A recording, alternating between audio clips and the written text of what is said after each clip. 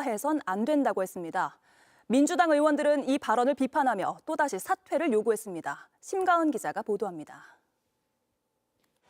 조희대 대법원장이 사법개혁 3법이 국회를 통과한 이후 처음으로 입을 열었습니다.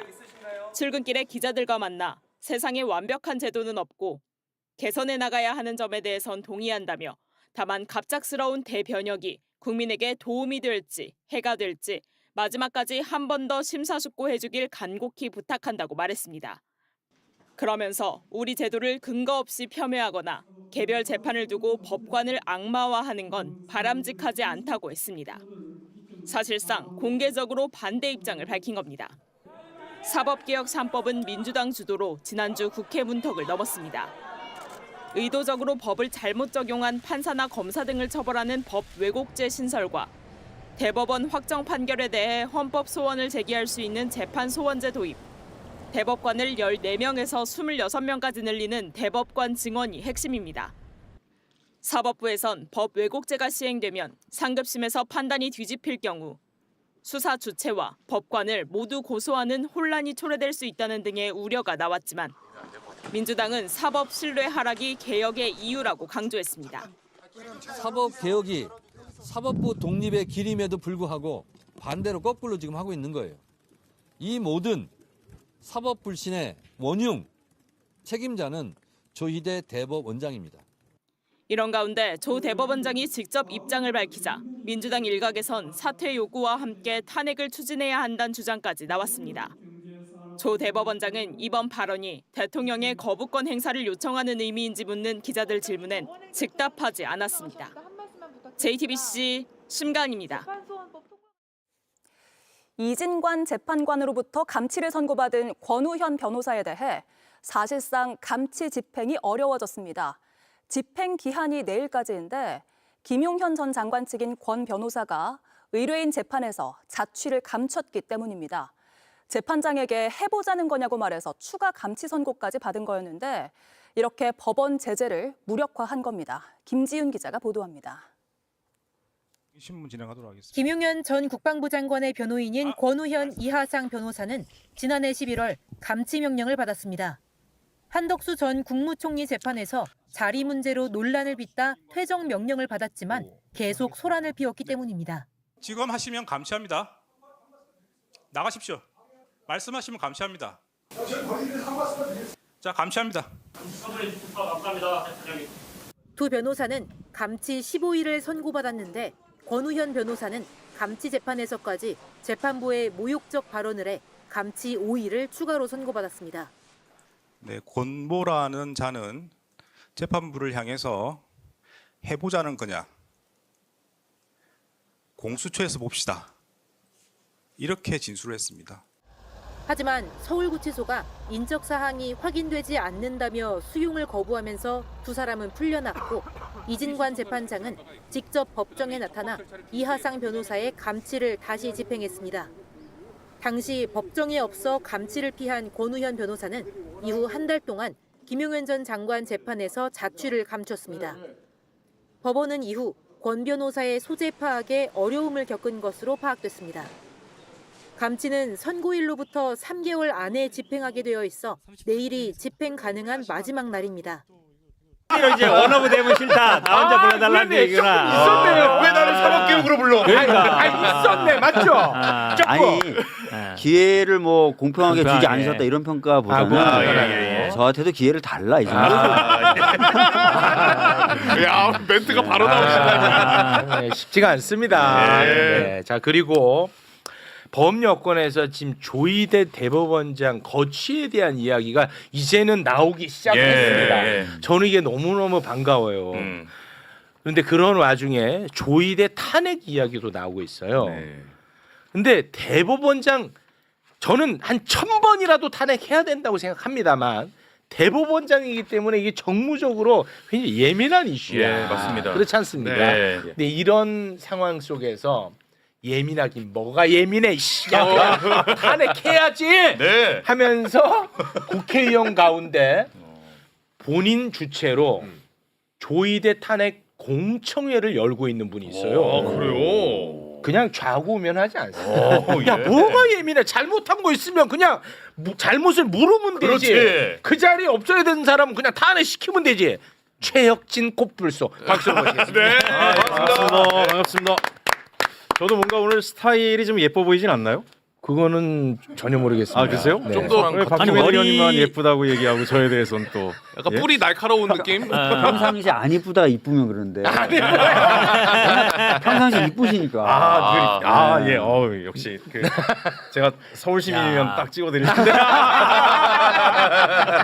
아이고. 자, 우리 최혁진 코뿔소님은 실제로 진짜 조이대 탄핵 공청회를 우리 의원님이 그 주최를 해가지고 여시더만요.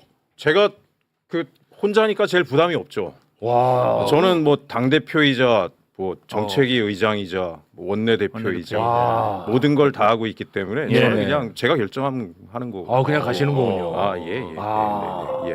그 어떻습니까? 그 의원님을 바라보는 예.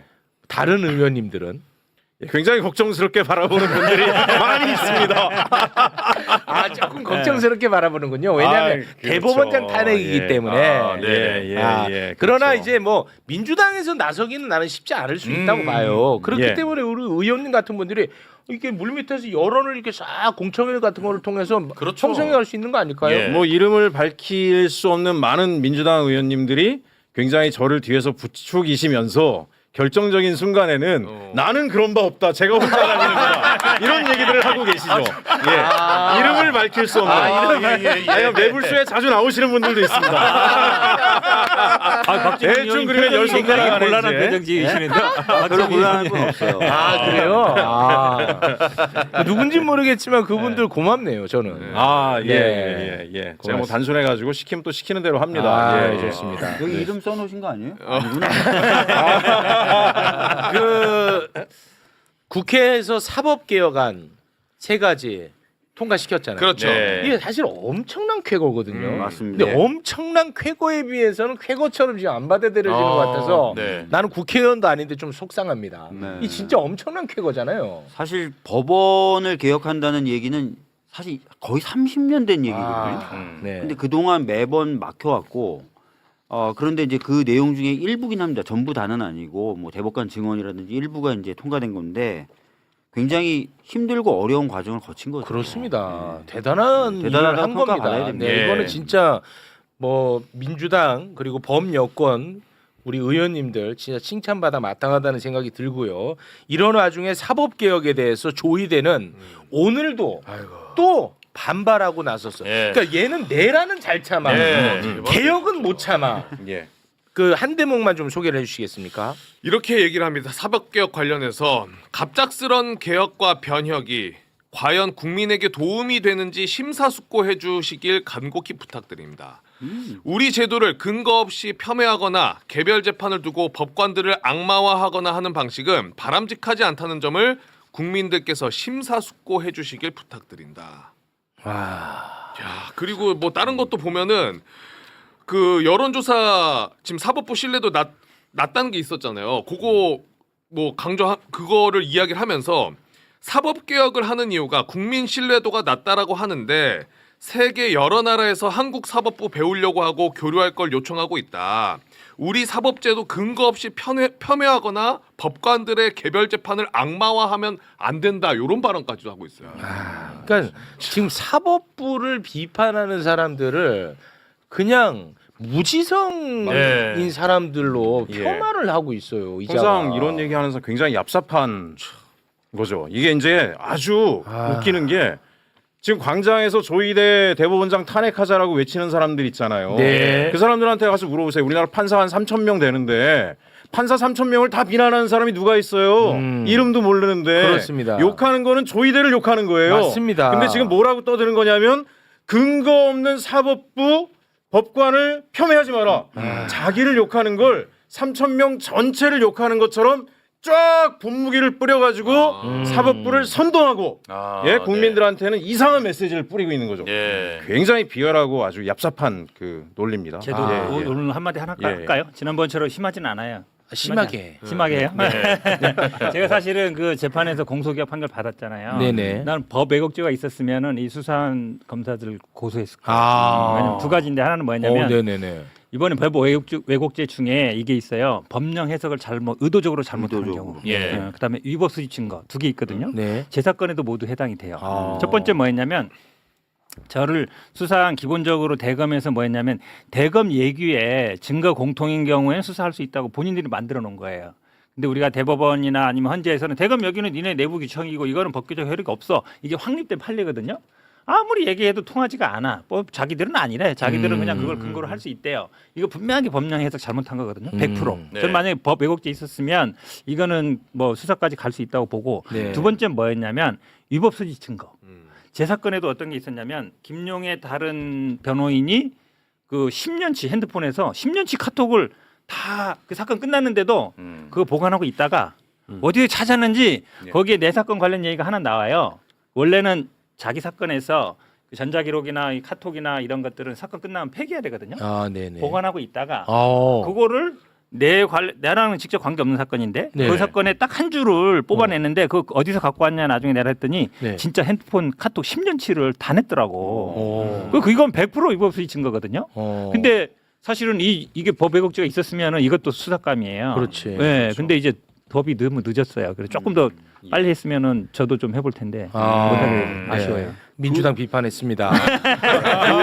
조희대 대법원장의 뭐 여러 가지 말들 하나하나 다 반박해주고 싶은데 네. 갑작스러운 사법개혁이라는 부분은 제가 절대 동의하지 않습니다. 네네. 제가 변호사 시절부터 생각해 보면 제 경험으로만도 한 20년간 대법관수 증언을 얘기해왔던 거거든요. 그쵸. 이게 갑작스러우면 네. 한 200년 걸려서 해야 되는 거예요. 그건 말이 안 되는 거잖아요. 네. 대법관수 증언, 그다음에 뭐 노동법원이나 이런 별도 대법원 설치 수십 년간 얘기한 거예요. 수십 년간. 근데 이게 갑작스럽다 그러면은 뭐 할 말 없죠. 근데 말이 안 되는 말을 지금 하고 있다 이렇게 보시면 될 것 같습니다. 예. 그리고 그 근거 없는 비난이라고 뭐 자꾸 이야기를 하는데 조희대는 솔직히 말씀드리면 법적으로만 따져도 저는 개인적으로는 탄핵이 된다고 생각해요. 그 진짜로 한번 자꾸 저렇게 근거 없다고 얘기하니까 한번 짧게 좀 따져보고 싶습니다. 핵심 탄핵 사유가 바로 이재명 후보 파기환송 건이거든. 네. 조희대 만행 다시 한번 좀 올려주시겠습니까? 다시 한번 상기해야 됩니다. 3월 26일 이재명 대통령의 공직선거법 위반 사건 항소심 무죄가 났는데 다음 날 바로 검찰이 상고를 하고 28일 대법원이 사건 접수한 뒤에 4월 22일 오전에 소부인 2부에 배당이 됐는데 당일 오후에 조희대가 전원 합의체 회부를 하고 그날 합의 기일까지 진행을 해버립니다. 네. 그리고 24일에 두 번째 합의 기일 진행을 하면서 이때 표결이 이루어지고 5월 1일 날 자, 파기환송. 예, 요거 좀 띄워주시고 이거 여기 계신 분들도 잘 모르실 텐데 특히 우리 현근택 변호사님 서운하게 모를 것 같은데 자 공식적으로 4월 22일에 소부에 배당된 것으로 알렸습니다. 이건 대법에서. 대법에서. 그런데 네, 오후죠. 3월 31일 자 위로 올라갑니다. 3월 3월 28일에 이제 대법에 사건이 접수됐잖아요. 네. 그런데 나중에 봤더니 3월 31일에 조희대 대법원장이 몰래 특정 연구관들에게 기록을 넘겨가지고 마음대로 사전에 재판을 시작하게 했다라고 국회에 나와서 폭로를 한 게 있어. 이 몰랐죠? 몰랐어요. 이 굉장히 이거는 완전히 이거 사기입니다. 이거는 이게 만약 사실이면 자 영상 보여드릴 테니까 이어폰을 껴주시고 네. 이거 모르는 분들 많을 겁니다. 자 영상 함께 보겠습니다.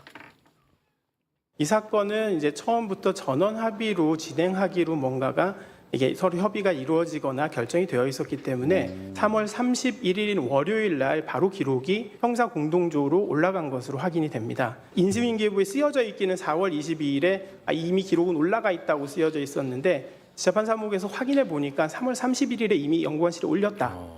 그렇게 되어 있는 상황입니다. 이 사건만 네.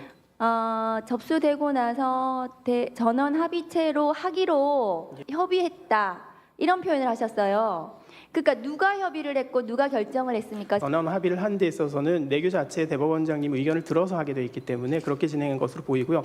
대법원장님이 그러면 대법관들 의사를 확인해가지고 전합을 하기로 했다고 당연히 했다고 그랬을 봐야 것으로 됩니까? 추정이 됩니다.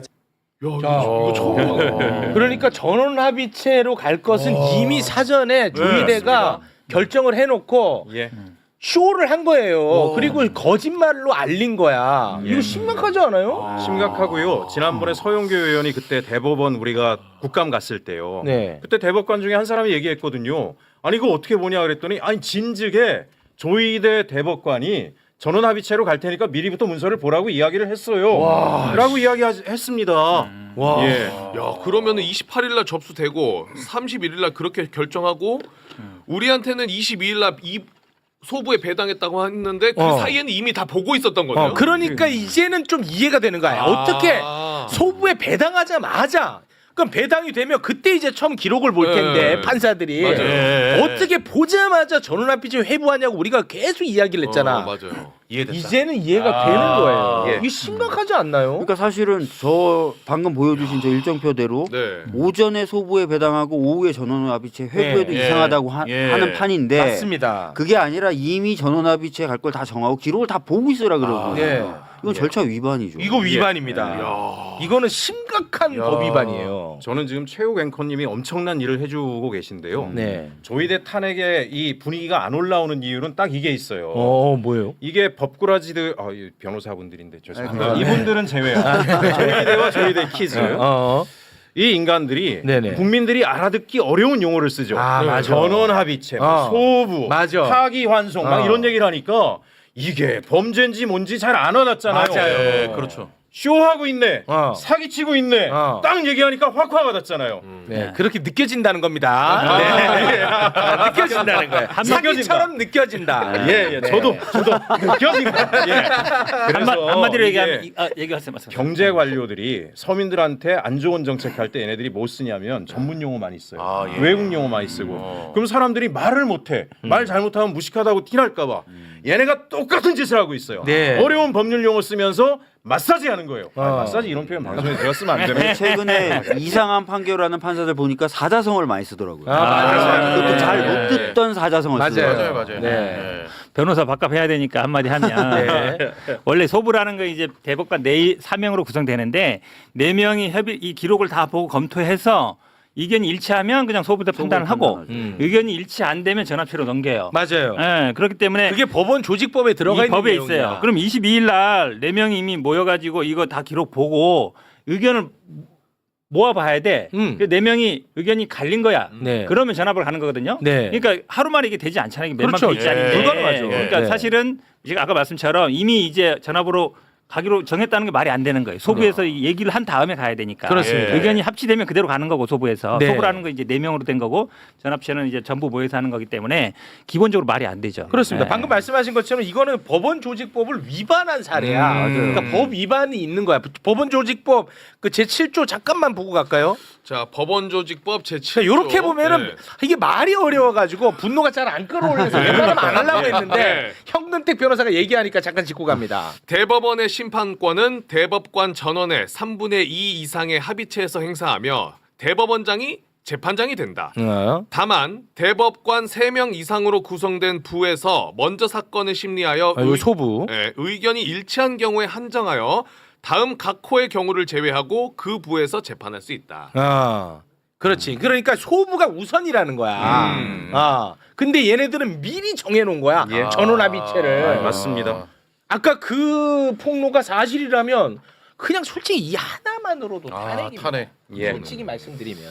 맞잖아요. 굉장히 절차를 간이하고 빨리 하려고 네. 전원합의체에서 원샷으로 끝내려고 한 거예요. 그렇습니다. 만약에 그 소부로 가면 소부에서 같은지 다른지 하고 다르면 전원합의체 올라오고 전원합의체 또 기록 읽고 이 시간을 줄여버리고 싶었던 거예요. 네. 그러니까 명백히 의도가 좀 보여지는 장면이고 그래서 저희가 계속해서 조희대가 절차 위반에 그리고 위법적인 어떤 인식까지 갖추고 있는 것 같다라고 얘기하는 겁니다. 그렇습니다.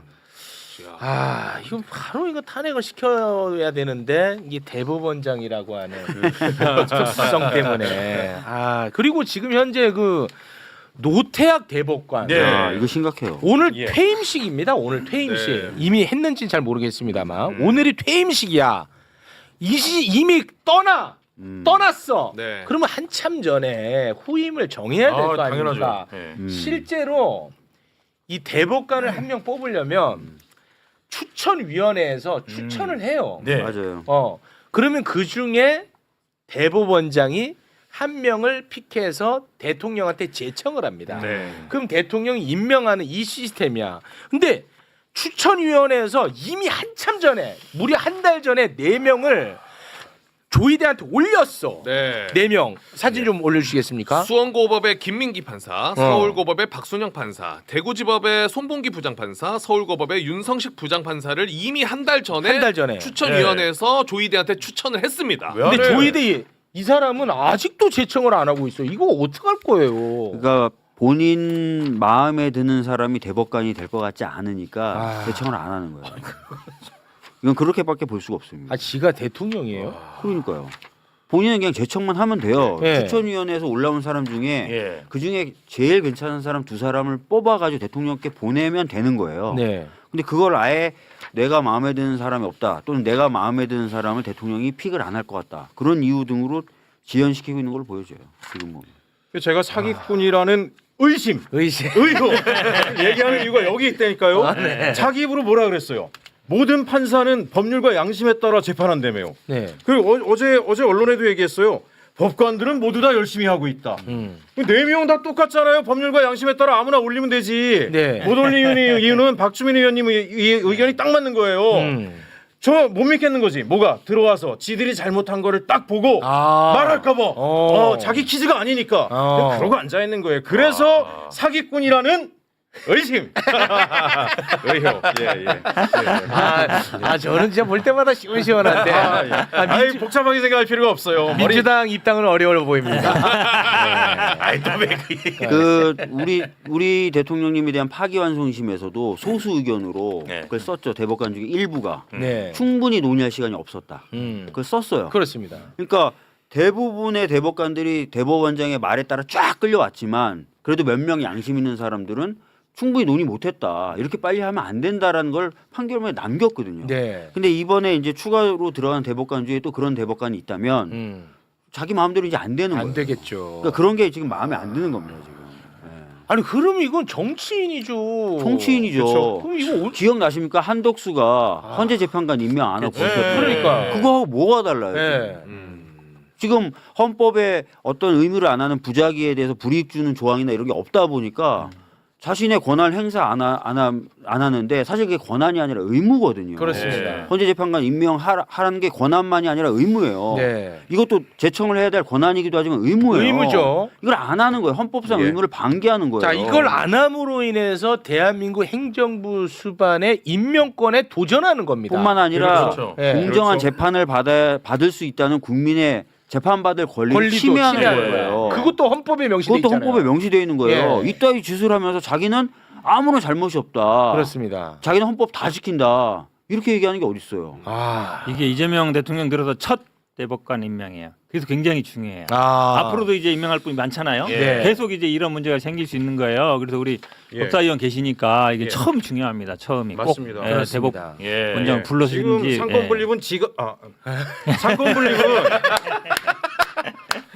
하여간 자기가 다 깨고 있죠. 조이대가 다 깨고 국회 있다. 입법권을 지금 엄청나게 침해하고 그러니까. 행정권 침해하고 그렇습니다. 정치질하고 앉아 있잖아요. 네. 선동질하고 네. 자기와 자기 키즈들을 욕하는데 사법부 전체를 욕한 것처럼 해가지고 그렇습니다. 야 다 들고 일어나 그러고 네. 앉아 있고 그렇습니다. 밀실에서 회의나 하고 앉아 있고 맞습니다. 뭘 하고 이거 진짜 심각하긴 너무 심각해 이거. 과거 한덕수 때 저희가 얼마나 분노했습니까? 헌재 재판관 임명 안 하는 걸 가지고. 그 헌법 조문에 마치 권한처럼 돼 있다는 걸 이용해서 의무이기도 한 걸 아예 안 해버린 거잖아요. 맞습니다. 국가 기관이고 헌법을 수호해야 되고 대법원장이면 누구보다도 헌법 수호해야 될 의무가 있고 역할이 있는데 그리고 본인 입으로도 자기네들은 헌법을 준수한다고 말을 하면서 가장 위헌적인 일을 하고 있는 거잖아요. 지금. 그렇습니다. 맞습니다. 꼭 좀 국회에서 탄핵 소추 하세요. 그러니까 조이대가 지금 이걸로도 계속 까불고 있거든요. 아 이거 입법부를 무시하면 안 되구나 하는 것을 꼭 한번 그렇죠. 어떤 그러니까 방법론은 저도 잘 모르겠거든요. 예, 저는 예, 예. 그럼 방법론은 모르겠지만 뭔가 진짜 입법부 내가 함부로 해서는 안 되겠구나 하는 거는 꼭 가르쳐 줘야 될 것 같아요. 당연하습니다. 예. 탄핵 소추는 100명이 발의해야 되니까 많은 분들이 모여야 돼요. 네네네. 일반법과 다르게. 근데 지금 제가 이름은 다 얘기할 수 없지만 대략 한 25명 이상은 이제 뜻을 같이 하기 그런가요? 시작했습니다. 계속 이제 늘려나가고요. 예. 예. 알겠습니다. 꼭 좀 부탁을 드리겠습니다. 알겠습니다. 예, 예. 두 분과는 여기서 인사를 나누도록 하겠습니다. 네. 두 분 대단히 고맙습니다. 예, 감사합니다. 야, 진짜 이번에는 조이대가 승리의 기억을 안 가져갔으면 좋겠네요. 그렇습니다. 예. 네. 아니 왜냐하면 지금도 너무 심각하거든요. 맞아요. 예. 대통령의 임명권을 침해하고 있다는 점 정말 사람 열받게 합니다. 네. 자 그러면 지금부터는 국민의힘 이야기로 입을 좀 헹궈 보도록 하겠습니다. 고립되고 있는 국민의힘. 굉장히 지금 상황이 심각하고요. 네. 정말 엉망진창인데 국민의힘 이야기는 뭐 제가 뭘 알겠습니까? 국민의힘의 인생을 건 기자가 있습니다. CBS 이정주 기자 박수로 모시겠습니다. 네. 반갑습니다. 자파텔 이정주입니다. 네, 이정주 기자님 지금 빨리 가셔야 되기 때문에 네. 빠르게 좀 진행을 괜찮아요, 하도록 괜찮아요. 하겠습니다. 일단 요거 잠깐 좀 보고 갈게요. 이 장동혁은 진짜 노예 근성으로 똘똘 뭉쳐 있는 것 같습니다. 이번에 미국이 이란 침공하지 않았습니까? 네, 네. 이 이란 침공에 대해서 뭐라고 이야기를 하는지 예. 정말 대한민국 야당의 제1야당입니다. 야당의 대표로서 할 수 있는 발언인지 저는 도대체 이해가 안 갑니다. 함께 보시죠. 우리는 베네수엘라의 독재자에 이어서 이란 독재자의 최후를 보았습니다. 그런데도 불구하고 이재명 정권은 지금 이 시점에 독재의 길로 가려 하고 있습니다. 이거는 솔직히 말하면 이 망언 아니에요, 이거는? 이거는 망언이죠 완전히. 이거 진짜 이게 뭐 사실은 뭐 전환길류에서 보면 맨날 베네수엘라 얘기해요. 예. 거기서 그대로 따라온 거예요. 그 우리나라 대통령 잡아가라는 거야. 그렇죠. 맨날 보면은 그 이건 망언이에요. 고성국보다 뭐 전환길 쪽에서 맨날 이 얘기 하거든요. 미국 대통령이 잡으러 올 거다, 뭐 항공모함 띄울 거다 이 얘기 맨날 하잖아요. 그러니까 이게 얼마나 매국적이고 얼마나 노예적인 발언입니까? 그렇죠. 근데 워낙에 이런 얘기를 반복적으로 하니까 사람들이 그러려니 하는 게 더 나는 좀 위험하다고 생각합니다. 그러려니 합니다 요즘은. 네. 심각한 발언입니다.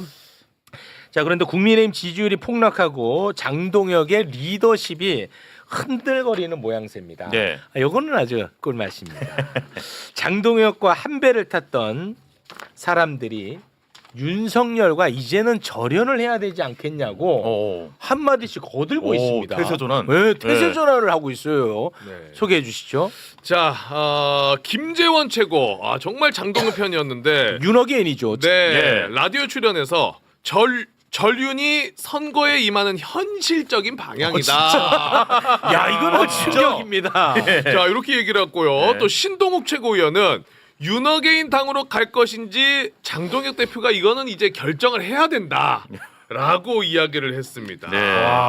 아니 그 절윤 이야기가 국민의힘 저 두 분 입에서 나왔다는 것은 이거는 좀 그전하고 기류는 달라 보입니다. 네. 아니 저 이제 취재를 좀 해보면 네. 이 국민의힘의 주특기를 좀 아셔야 돼요. 이게 뭐냐면 약간 반템포 빠른 그런 어떤 잔머리 겁나 잘 굴리거든요. 근데 저게 왜 심각하냐면 당내 이제 지도부나 의원들한테 물어보면 국민의힘 주특기 때문에 금방 알아요. 뭐냐면 저게 이미 지선이 패배할 거라고 알고 지금 엑시트를 마련하는 시작점이에요. 그러니까 만약에 나중에 6월달에 선거를 패배하잖아요. 그럼 분명히 비대위가 들어옵니다. 바로 전당대회 못 해요. 장동혁 대표는 사퇴하게 돼 있고 원내대표 이제 송원석 원내대표가 대행 체제로 가는데 6월달에 국민의힘 원내대표 선거가 또 있어요. 6월 16일쯤에 네. 양 지도부가 같이 갈려 이때. 지선거가 바로. 네. 그래서 사실 물밑 싸움은 지금 국민의힘은 6월에 원내대표 선거를 준비하고 있어요. 사실상 지방 선거는 포기했고 현실적으로 지방선거는 끝났고 정말 비참한 건데 저는 영리하다 생각해요. 차라리 그게 낫다. 지금 넘어지면서 낙법하다가 잘못하면 목뼈 나가거든요.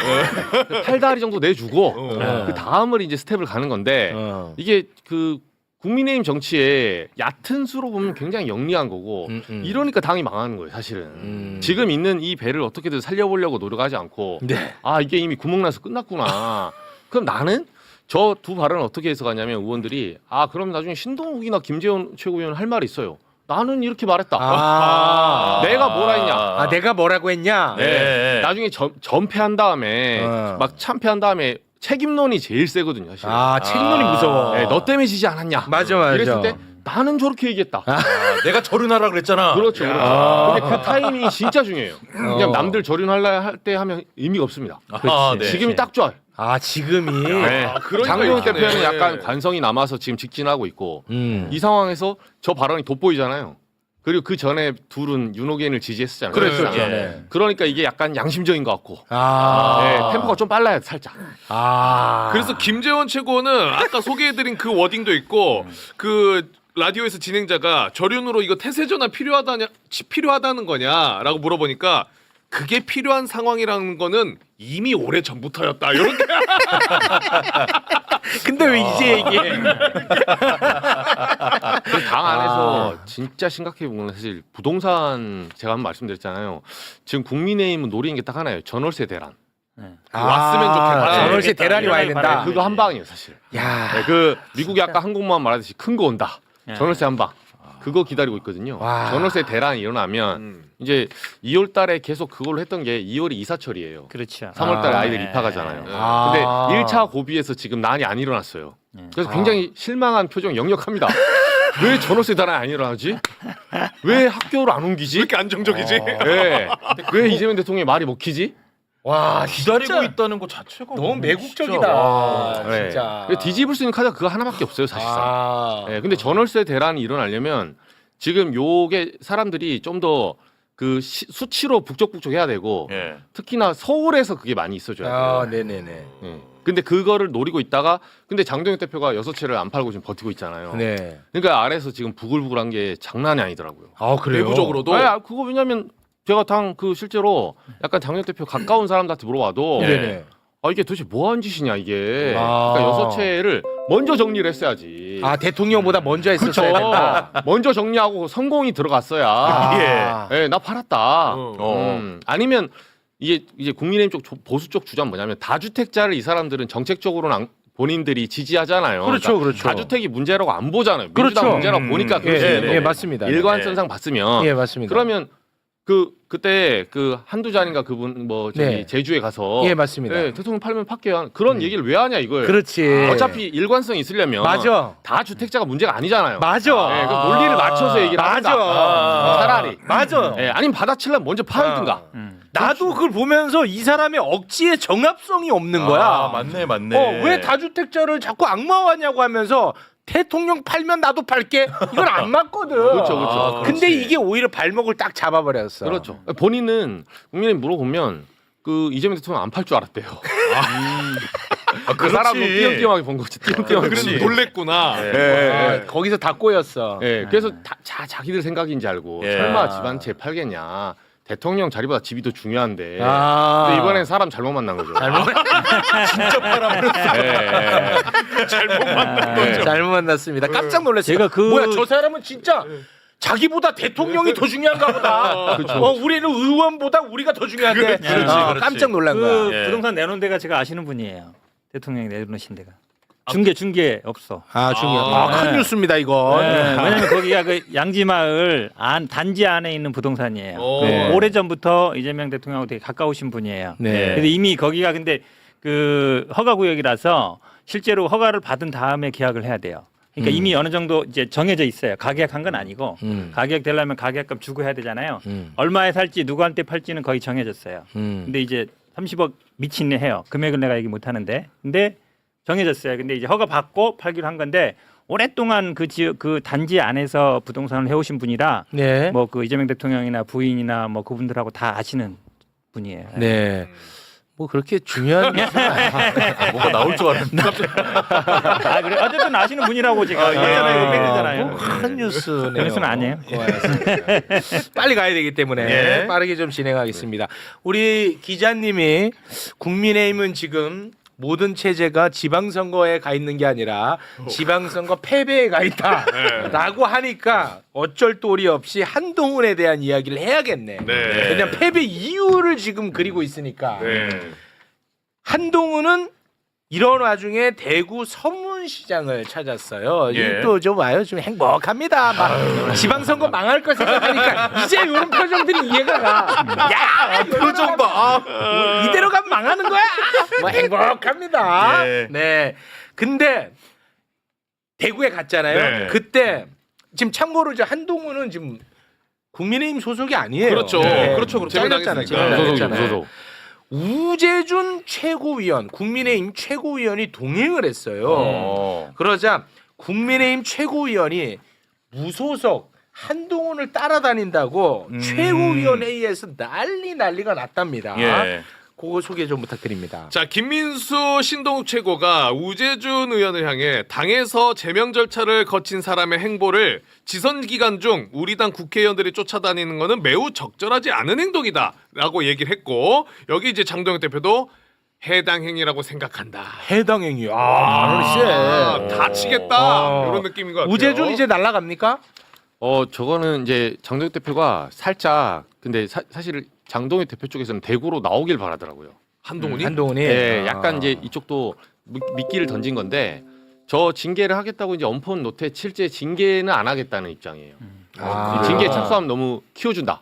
키워주는. 네, 너무 잔잔바리 계속 공격해가지고. 근데 한동훈 전 대표가 혹시라도 저기서 바람이 들어가 서파에 바람이 들어가서 착각해서 대구에 나오잖아요. 그러면 그 당 지도부에서 하는 말이 진짜 다 때려치고 가장 센 카드를 내겠대요.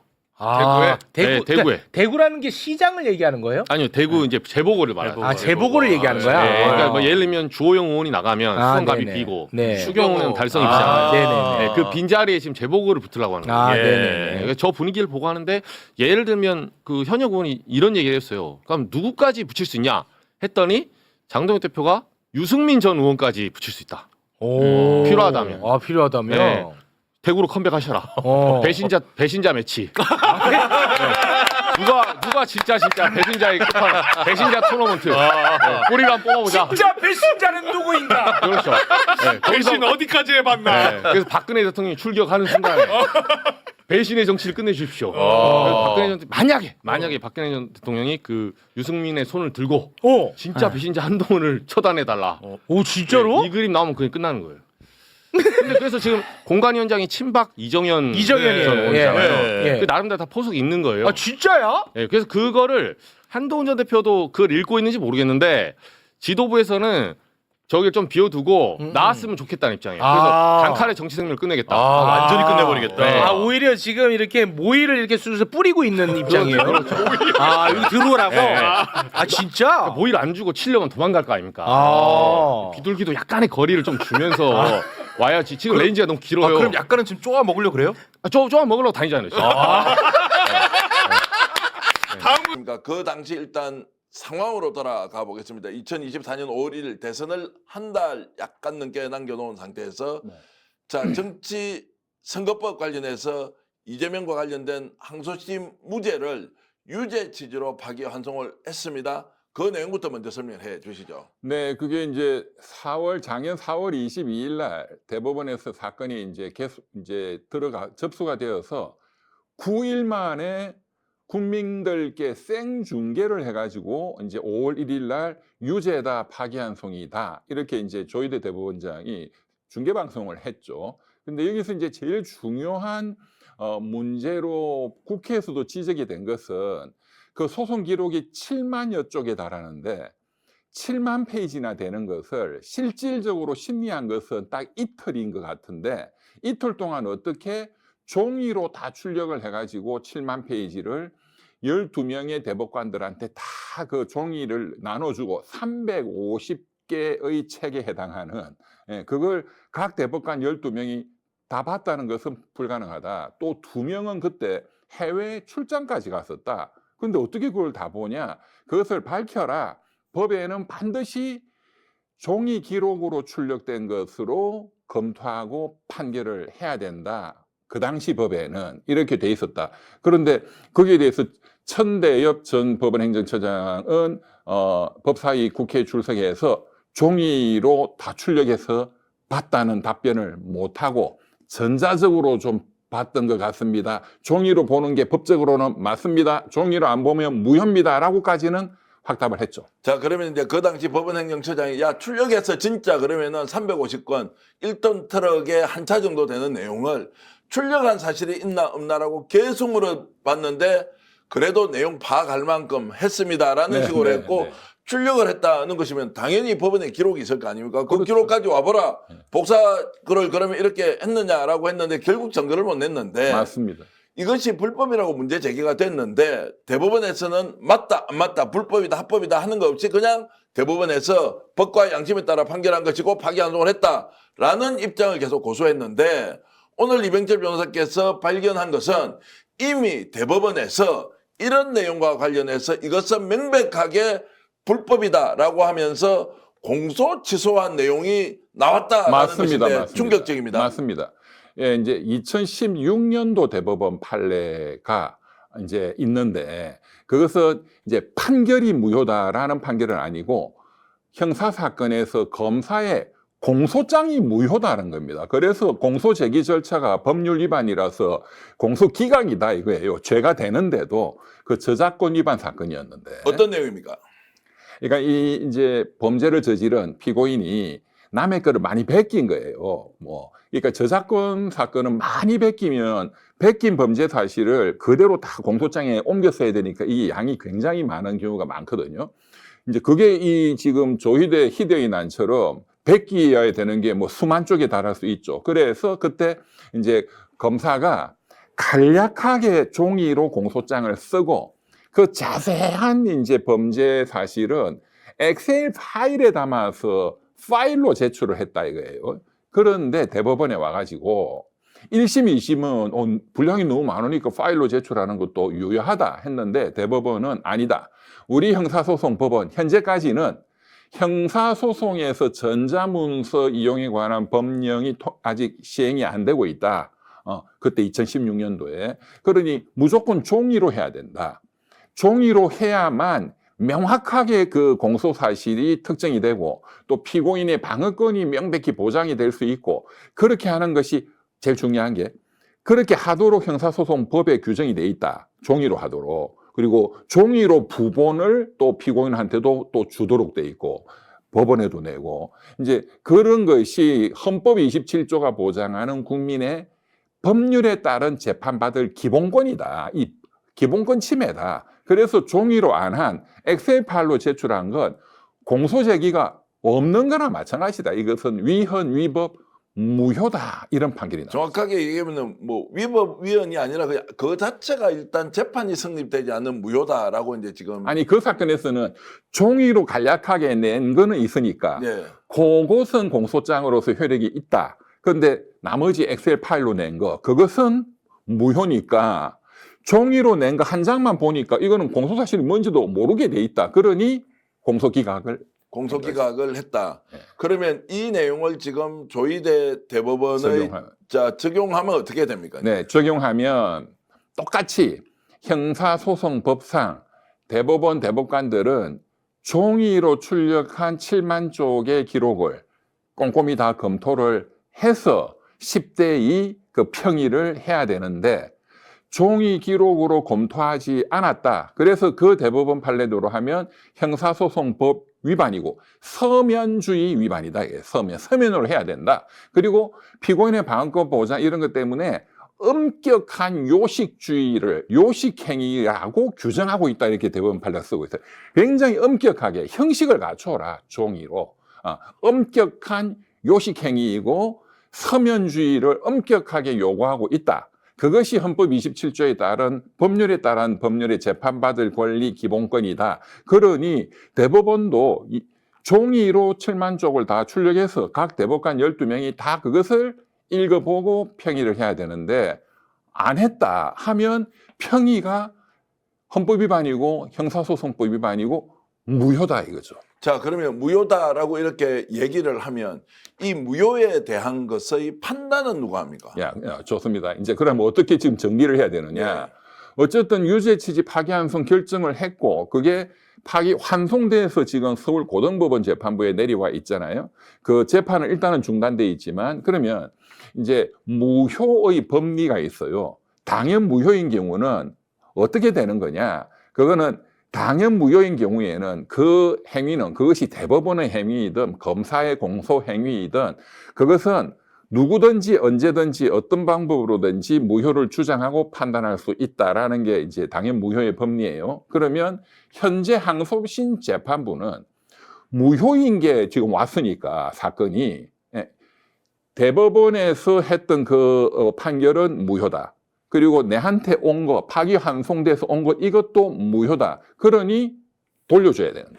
돌려줘야 된다고요? 환부해야 됩니다. 자, 원상 회복시켜야 됩니다. 무효인 경우는. 무효인 경우에 원상 회복이라는 것은 파기환송되어 있는 서울고법의 그 재판 문서를 대법원으로 다시 보낸다. 다시 가져가래. 원상 회복. 원상 회복이라는 게 법적 규정에 있습니까? 그렇죠. 자, 그러면 원상 회복을 받은 대법원은 이걸 다시 그러면 심리를 해야 됩니까? 그렇습니다. 현재.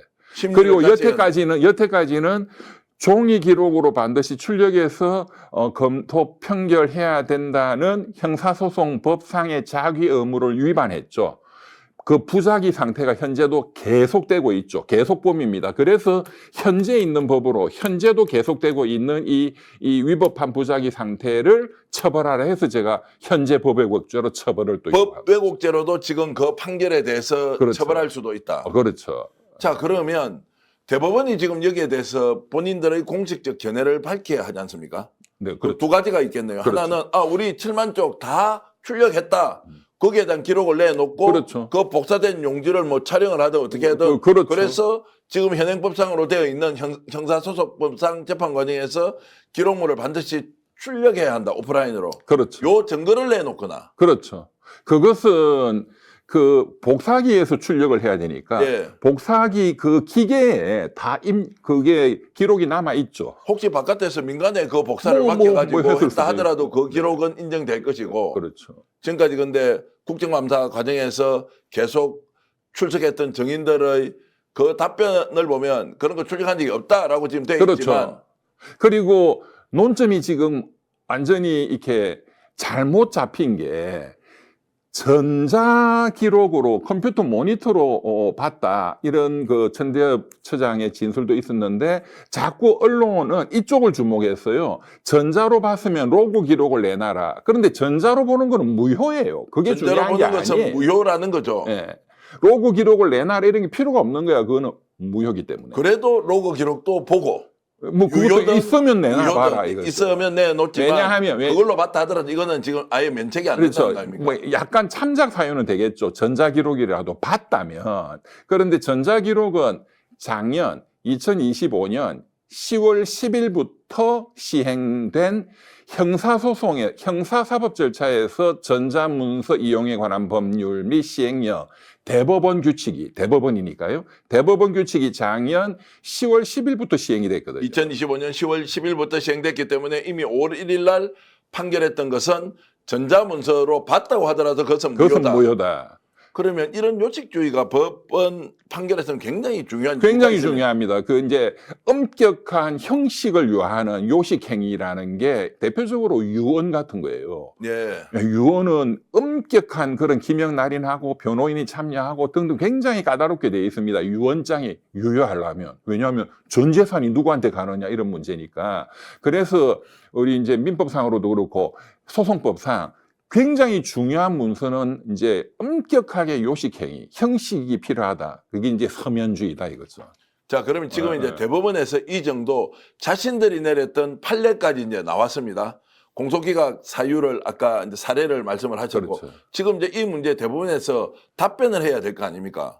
이제 지금 우리가 문제 제기를 처음 하는 거니까 예. 이제 해야지. 그러면 예상 답변을 제가 거꾸로 질문으로 드려보겠습니다. 아니다. 법 개정은 2024년도고 시행은 2025년이지만 개정이 이미 됐기 때문에 그 시점에도 우리가 그냥 전자문서로 볼 수 있었다라고 우기면.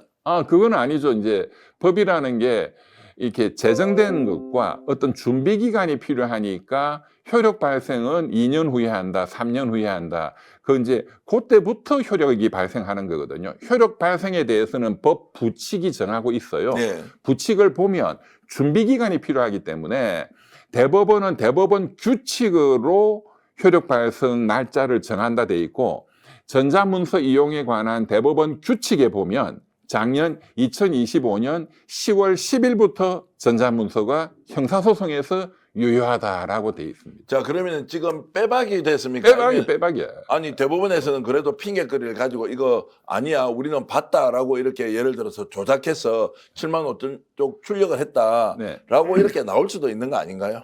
그래서 제가 법왜곡죄로 고발한 거죠. 수사를 해야죠. 못 믿으니까. 예. 객관적으로 수사 결과가 나와야 되니까. 그 대법원의 주장만 믿을 수는 없잖아요. 거꾸로 돌아가 보겠습니다. 변호사님, 그러면 자, 4월 2024년입니다. 2024년 4월 22일 날 넘겼는데 2025년 4월 22일 날 9일 만에 출력을 다 했어. 7만 쪽을 대충이라도 보고 이렇게 해서 최종적으로 전원합의체가 결론을 내릴 수 있습니까? 없습니까? 불가능하죠. 아니, 그리고 이제 전체는 9일 정도지만 그때 전합으로 처음에는 소부였죠. 소부의 주심이 박영재 그 주심 대법관이었어요.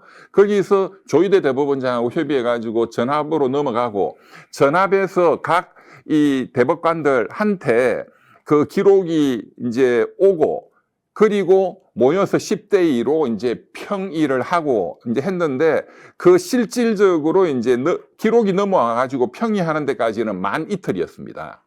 그건 국감에서 나온 거거든요. 네. 그러니까 9일 만에 7만 쪽을 검토한다는 출력하고 검토하는 것도 불가능하지만 이틀 만에 한다는 거는 그것은 그야말로 불가능한 거죠. 아예 안 되는 일이다. 그러면 결국 지금 불법인 줄 알고 조희대가 밀어붙여서 파기환송 결정을 했느냐? 아니면 그때는 이런 판례가 있다는 사실을 모르고 재판연구관도 많이 있지 않습니까? 대법원에. 그렇죠. 이런 걸 모르는 상태에서 착각하고 그냥 밀어붙이면 돼라고 이렇게 갔을까요? 뭡니까?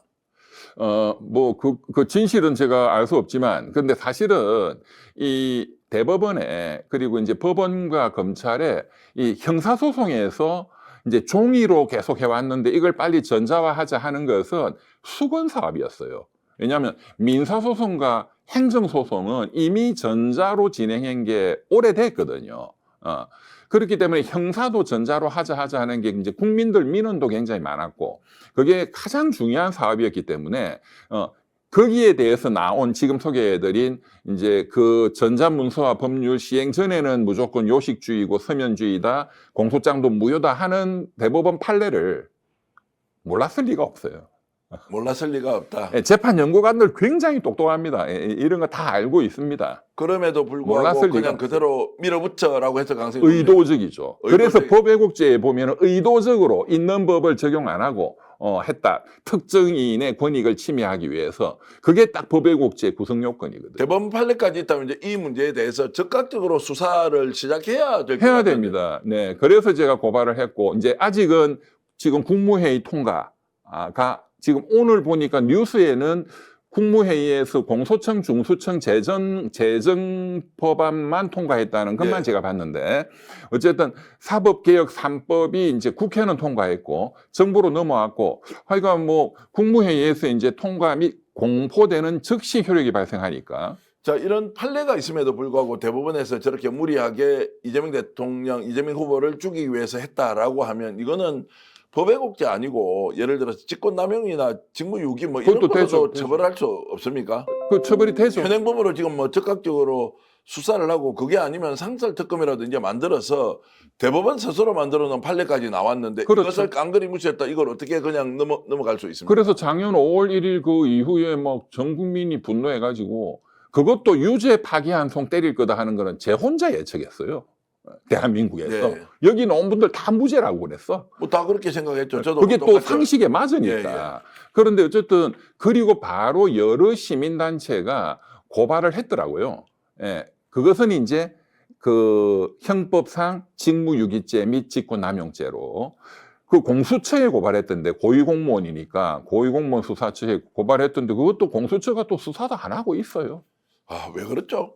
이 정도 명백하게 나왔는데 그러면 다시 내 말이. 이재명 정부에 대한 부담을 가지고 있나? 뭐 혹시 이걸 하면은 보복이다 뭐 이렇게 생각할까요? 아니 명백하게 나와 있는 이 사실조차 왜 수사를 하지 않느냐라고 일단 이 법리는 모를 것이고, 왜냐하면 고발한 시민단체도 제가 지금 말씀드린 이 대법원 판례를 제시하지는 못했을 거예요.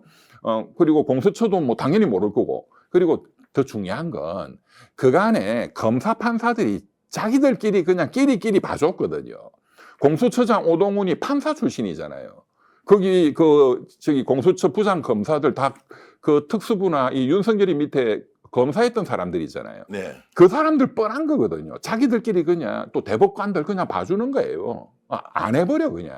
저끼리 봐준다는 것은 특정인을 죽일 때도 우리끼리 마음먹으면 얼마든지 이재명 후보 정도 우리가 그렇죠. 결단 낼 수 있지 이렇게 그렇죠. 생각하고 이제 파기환송 결정한 거 아닙니까? 네. 그 뭐 법리 논쟁은 뭐 둘째 치더라도 없는 둘째 것도 아예 뒤집어 씌워가지고 그렇죠. 내려보내는데 그 과정에서 명백한 위법이 발견됐다. 그런데 알고 보니까 대법원의 판례가 이미 나와 있더라. 이걸 이병철 변호사가 처음으로 발견했고 여러분들께 알려드립니다. 물론 이 내용을 알고 계신 분이 스스로 호소해서는 아마 공적으로 다루지 못했을 수는 있을 것 같은데 지금 이 문제 제기하는 것은 법외국제가 지금 국무회의에 계류 중이다라는 것이 하나가 있고 두 번째는 조희대가 그 당시에 어떤 과정으로 파기환송을 결정했느냐 위법, 불법적인 요소로 파기환송을 했다 이 자체가 무효다라고 하는 것을 수사기관의 수사를 통해서 밝혀야 한다. 그렇지 않다면 지금이라도 대법원은 그 내용을 낱낱이 국민들에게 알려서 무엇이 불법이고 위법이었는지 숨는다고 해결될 일 아니다. 그리고 이재명 정부에도 저희들이 촉구하겠습니다. 이 정도 사안이면 수사를 통해서 진실을 밝혀야 하지 이 정권이 바뀌었기 때문에 그냥 좀 지켜보자 이런 방식으로는 절대 안 된다라는 말씀을 좀 그리고 드리겠습니다. 지금 진짜 중요한 말씀 하셨는데요.